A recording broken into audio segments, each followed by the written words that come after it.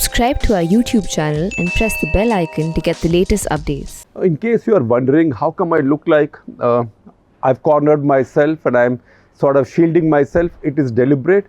I'm trying to shield the microphone from catching too much of a rustle because it's a very windy summer afternoon, windy and hot summer afternoon. I notice your comments where many of you say that rustle gets caught up with a microphone and distorts the sound. So I'm trying to minimize that, but you also ask me often, why don't I record indoors? So I will tell you simple reasons. One, I am an outdoors person, happier outdoors than indoors. Second, also that all research, everything now tells you that it is safer to be outdoors than indoors, particularly when there is more than one person in any situation. And third, of course, outdoors are prettier. So we will also start one more practice in Cut the Clutter from today. We know that this COVID pandemic is not going to go away for some time now.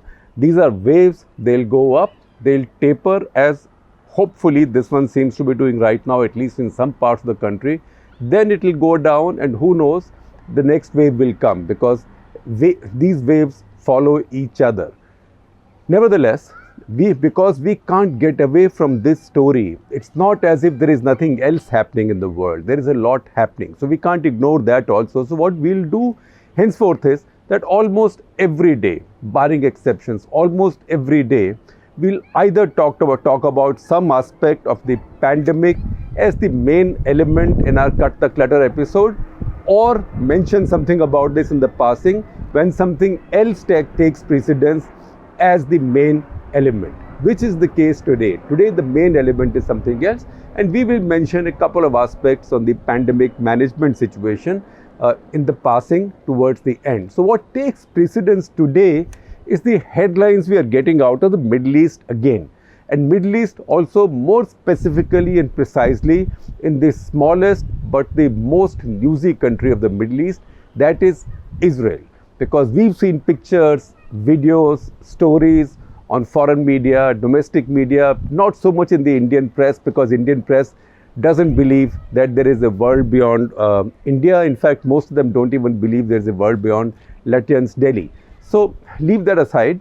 But if you see, I know that our viewers, our readers are very aware people. You know the fracas that have been going on in East Jerusalem. Now, Jerusalem culturally, spiritually, religiously, ethnically is divided into two. That is also historically in terms of recent history, not ancient history. Western Jerusalem and Eastern Jerusalem. Western Jerusalem has generally been controlled by the Israelis and the Jews since 1948, and Eastern Jerusalem has been more Arab Palestinian dominated. So that is the region, and that is where these fracas have been taking place. This started last Friday when the Israeli police raided. Now some people prefer saying attacked, but some people also prefer saying clashed. But whatever happened, you can put the spin that you want. This is off spin, this is leg spin, this is googly. You can do what you want, back of the hand, because it's a very contentious issue. Nevertheless, Israeli police walked in or raided or clashed with the Palestinian Muslims who were praying in the compound of the Al-Aqsa Mosque. Remember, this is the month of Ramzan, and this was also Friday. So a lot of them come to pray and very large crowds gather. Also Al-Aqsa Mosque, Al-Aqsa literally in Arabic, Al-Masjid Al-Aqsa, it literally means the farthest mosque. So the legend is that when the Holy Prophet went away from Mecca to Jerusalem, this is where he rested and prayed, and this is where he left for heaven. So that is the story. So that is the Al-Aqsa Mosque or the Al-Quds area. The general area in Arabic is also called Al-Quds. So gatherings for prayers take place. This is where the Israeli authorities, just into the Ramzan period, just when it was beginning, on April 16 last year, had decreed that no more than 10,000 people can gather there for prayers, Ramzan prayers, in the compound of the mosque. Now that was problematic because a lot more Muslim Palestinians want to come in. Israelis had done it to avoid the crowd so that there is no challenge to their authority, because this is also this is the most contentious real estate, or the most contentious spiritual real estate in the world. You know, one day maybe I will stand here and explain to you the fascinating, complex spiritual picture and claims on in this very narrow, very small area of Temple Mount in Jerusalem. So three great religions of the world hold this holy. That is Judaism. I'm only listing these not in order of precedence but in order of chronology. So Judaism, which goes back to period before Christ, because the second temple of the Jews was built and destroyed here before Christ. So Judaism, Christianity, because this is where, in this tiny real estate, is where Christ was crucified, buried and resurrected. So also the Church of Holy Sepulchre is there, and so are the ancient walls and remains of the Jewish temples. It is in this place that 8th century the Mosque of Al-Aqsa was founded or built. In fact, a prayer hall was built even earlier, commemorating Prophet Muhammad. That was built by Umar, the second caliph of the Rashidun Caliphate. But after that, it was a fresh, that larger structure was built by Abdul Malik, the 5th Umayyad Caliph, in 746. It was then rebuilt in 1033, 705 first, then 746 after it was destroyed by an earthquake, then once again in 1033, and then again improvements took place and changes took place. So this is where the Dome of the Rock is located. That is the third holiest place in Islam. The first two obviously are the mosques of Mecca and Medina, which are called Al-Masjid Al-Haram, that is Makkah, the great mosque, and also at Medina, Al-Masjid Al-Nabawi, which is the Prophet's mosque. So after those two, this is the third most important holy places in Islam.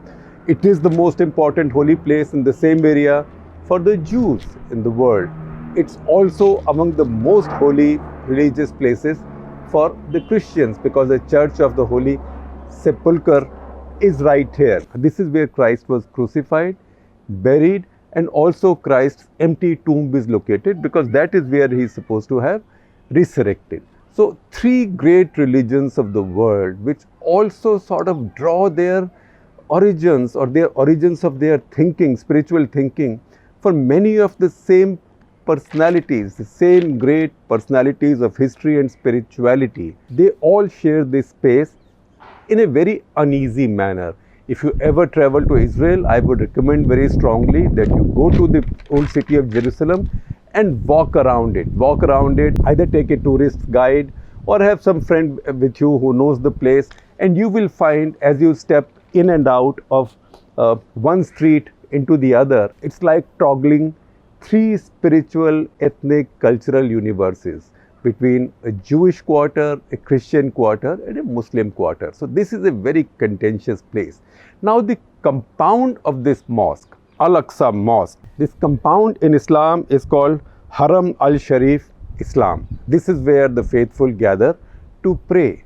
This compound is also a very holy place for the Jews. And the Jews also believe that it is here that Abraham offered his son Isaac in sacrifice to God, and then God revealed himself and told him not to do this, so on and so forth. So these are three sort of religions from similar origins fighting for the same place.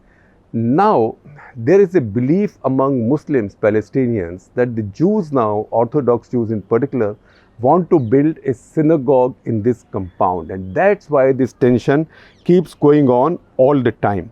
Now what the police did, what the Israelis did in April on 12th of April, and this is an article that we see from Haaretz, which is a towering liberal Israeli newspaper, a bit like the Hindu of Israel. So Haaretz reported that police placed barricades in what is called as Damascus Gate Plaza. It's a very large plaza, and during the Ramzan month, that is where a lot of the Muslims gather in the evenings, maybe for iftar, maybe for prayers, whatever.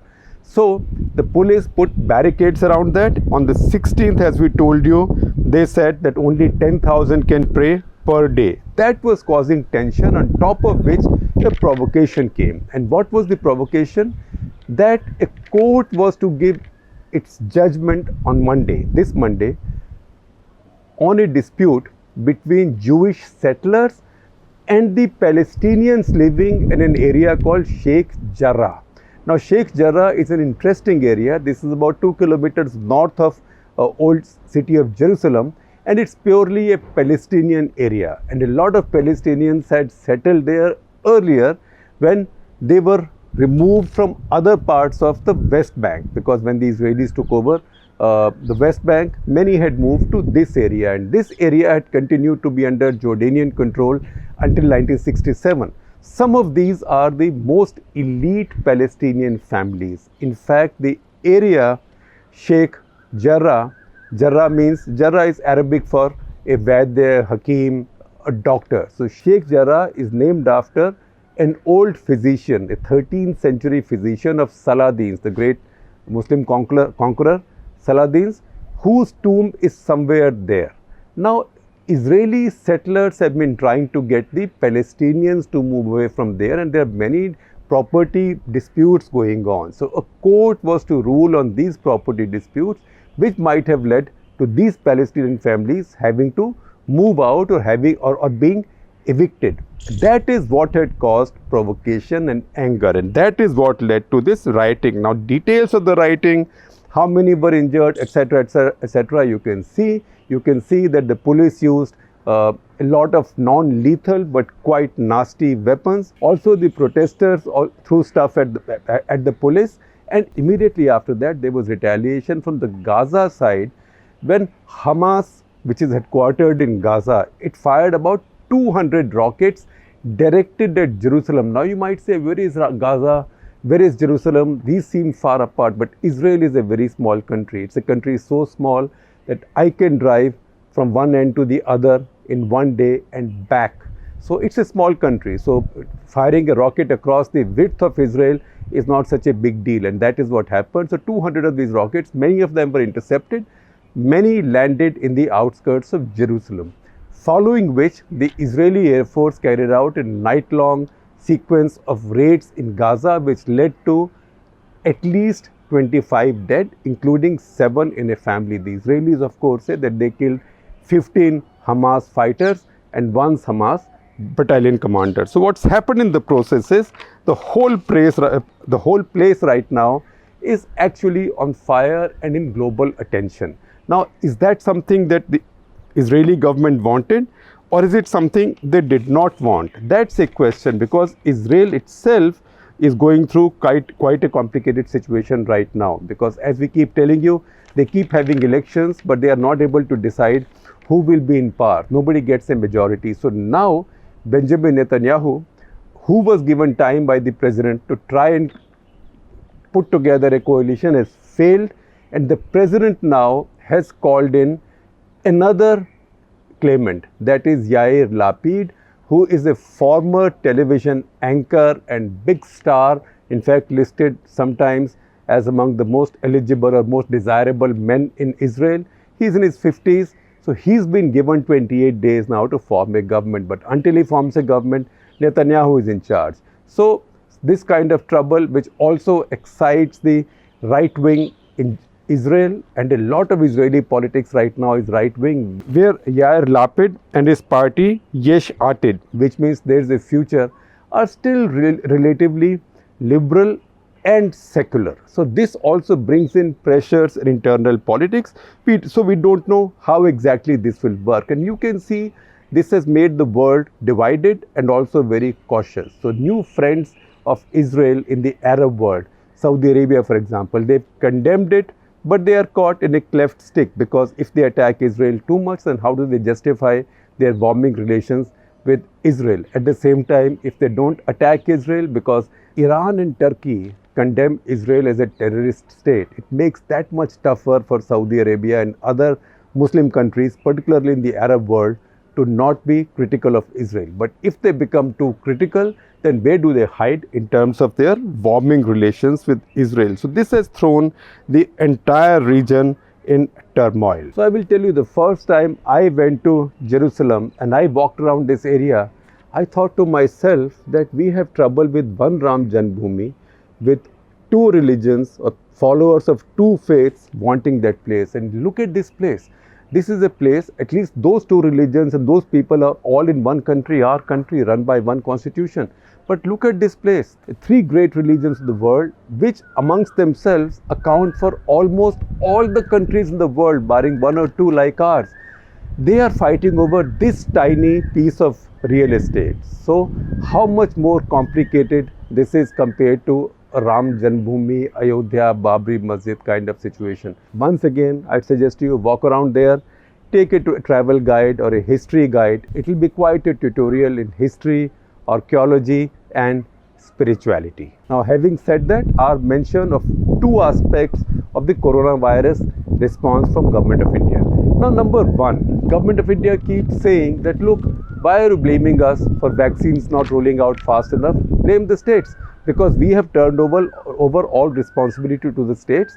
We have nothing to do with vaccine distribution. In the middle of this, the center has produced an affidavit. Mercifully, that's the only way we get some information out of this government, because this government is very averse to sharing any information with anybody, even formally so. So in the affidavit, they have actually given details of their vaccine policy. First of all the vaccines that Indian manufacturers make, Government of India reserves the right to buy 50%. The half is then left for others. Of that half also, government has decided, central government has already decided that 25%, that means half of half, will be sold to the states, and the remaining 25% or half of this leftover half will be sold to the private sector. So states only get access maximum to 25% of all the vaccines produced in India. 50% the center takes, 25% the private sector takes. And even then, Government of India says that we have decided and we have given a list to vaccine manufacturers and the states in terms of how much can each one buy. Each one can buy by prioritizing their adult population. So center makes an estimate of 18 plus population in each state and says your quota is this much. So this is the grandmother of license quota control Raj, because on top of all this, the center also fixes your prices.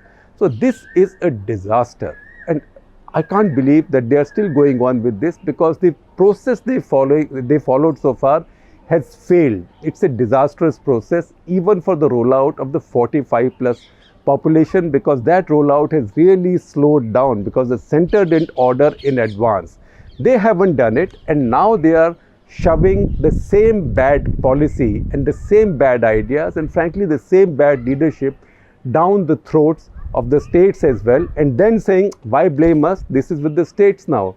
This doesn't work like that. This almost amounts to that old Bachchan line, that you can do what you want, but rishte mein hum aapke baap lagte hain.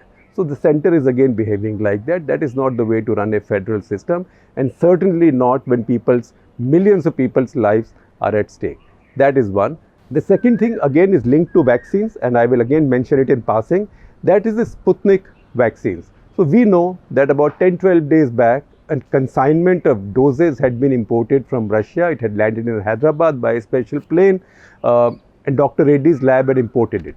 How come it is still not in people's arms? Because it's been sitting with the Central Drug Laboratory in Kasauli, which is now testing it for quality. Now this is a vaccine being administered in many countries. So even if you have to assess it for quality, does it take you this many days? Now it looks like, please read a story from Himani Chandna, our pharma reporter, India's best pharma reporter, who tells us that this vaccine may not be available for another week, although there is some assurance that now that we have done it, in future we may not delay it so much. In future it will be one batch in for trials, one batch out. So even in this situation, we cannot expedite our bureaucratic, technical processes. Whereas when I saw the new policy that the government had issued, that policy said that while 100 samples are sent to Central Drug Laboratory for clearance and for tests, the manufacturer or the importer can use the rest meanwhile so as not to cause delay, but the responsibility in case something goes wrong to withdraw all of this stocks from the market will lie with the manufacturer. So having done that, I don't see why such a casual approach should not be followed.